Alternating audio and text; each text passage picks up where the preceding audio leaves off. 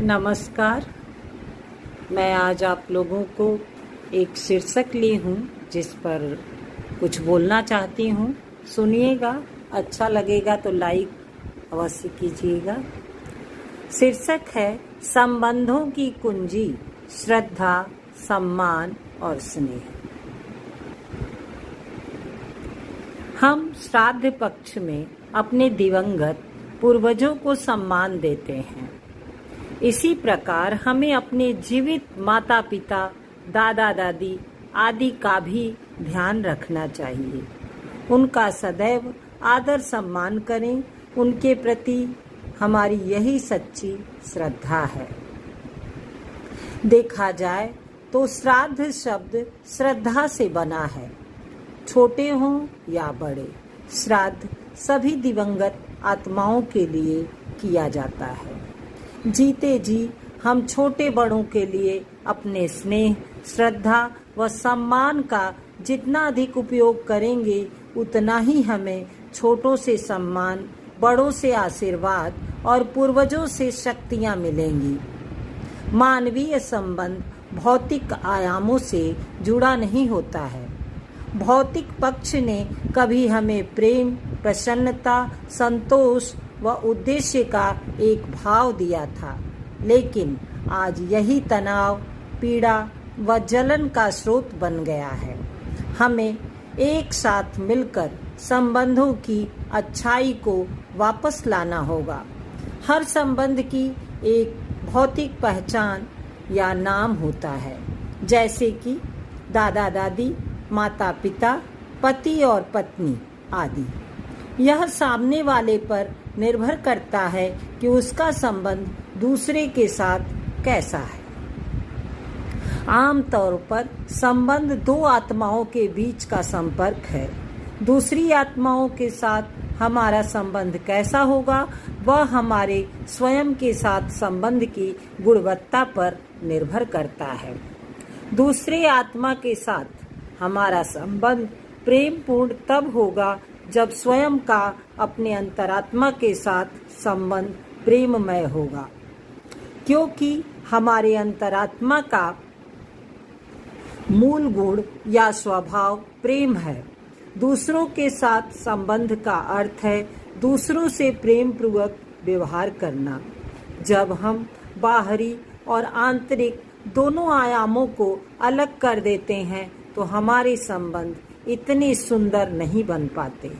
हम अक्सर एक दूसरे को अपने कहे हुए शब्दों और आपसी कार्य व्यवहार के आधार पर देखते हैं। कई बार हम सोचते हैं कि इतने सहयोग के बाद भी हमारा नाता उतना मजबूत नहीं है जितना होना चाहिए था।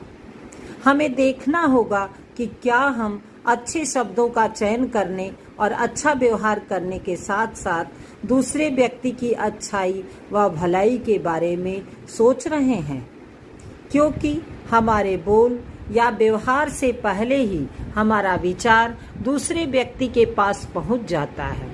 किसी भी संबंध निर्माण करने में हमारे विचार या भावनाएं अधिक महत्व रखती हैं, क्योंकि संबंध दो आत्माओं के बीच ऊर्जा का आदान प्रदान है। हालांकि आजकल हम इसे स्थूल उपहार, वाणी और व्यवहारों के लेन देन से ज्यादा नहीं मानते हैं। संबंधों में एक दूसरे के लिए अच्छा करना भी महत्व रखता है, परंतु इतना कुछ करने के बाद भी हम अपनी संबंधों से जूझ रहे हैं। क्योंकि हम संबंध की इमारत के बाहरी रूप को संपूर्ण बनाने की कोशिश करते हैं। हम इसकी अदृश्य नींव अर्थात विचार और भावनाओं पर ध्यान नहीं देते हैं। हम देखते हैं कि कुछ लोग ऊपर से स्नेह, सहयोग देते हैं, पर अंदर से आलोचक बन जाते हैं। बाहरी तौर पर तो यह एक संपूर्ण संबंध दिखता है, परंतु इसकी स्नेह, श्रद्धा व विश्वास वाली भावनात्मक नींव कमजोर रहती है। मजबूत रिश्ते दिखावे, झूठी प्रशंसा पर नहीं टिकते हैं। असल में स्थायी संबंधों का आधार हमारा सोच और विचार ही है। हम दूसरों के बारे में क्या सोचते हैं यह अधिक महत्व रखता है। पहले हमें बुजुर्गों और बच्चों के प्रति सोच, विचार और दृष्टिकोण को दृढ़ करना होगा। तब उनके साथ प्यार भरे संबंध की इमारत हम खड़ी कर सकते हैं। हम यह भी मानते हैं कि आज हमारा जो बच्चा है, हो सकता है वह हमारे पूर्वज आत्माओं में से एक हो। तभी चाहे घर के बुजुर्ग हों या बच्चे, सबके प्रति हमारी शुभ भावना और संवेदनशील आचरण रहना चाहिए। उसके लिए हमें अपनी चेतना, चिंतन, दृष्टि, वृत्ति, व्यवहार और भावनाओं को आत्मिक बनाना होगा। इसके आधार पर ही मधुरता, स्नेह, श्रद्धा, दया, करुणा, आदर, सम्मान और संवेदनशीलता आदि मानवीय मूल्य विकसित होंगे। हम न केवल अपने जीवन, आचरण और संबंधों को बेहतर बना सकते हैं, बल्कि पूरे विश्व परिवार के जीवित और दिवंगत आत्माओं के लिए शांतिपूर्ण सद्गति का मार्ग प्रशस्त कर सकते हैं। हमारा विचार दूसरे व्यक्ति के पहुंच पहुंच जाता है। किसी भी संबंध निर्माण करने में हमारे विचार, भावनाएं अधिक महत्व रखती हैं, क्योंकि संबंध दो आत्माओं के मिलन का होता है।